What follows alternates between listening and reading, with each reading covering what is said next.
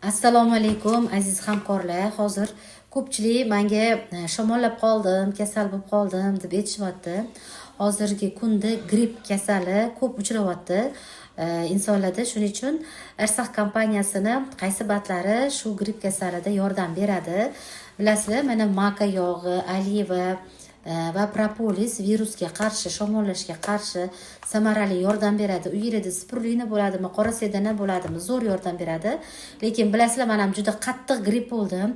Hamma batlarni ichdim va meni qulog'im bitib, burnim bitib, boshimda og'riq bo'ldi. Ya'ni qon aylanishi yaxshi bo'lmadi va shunda men kechqurun kurkumin bilan evkalipt ichib yotdim. Kurkumin va evkalipt. Ertalab turganimda qulog'im bitishi ham, burnim bitishi ham ochildi va boshimdagi og'riq ham qoldi. Hozirgi grippda mana shu kurkumin bilan evkaliptdan zo'r yordam beradi.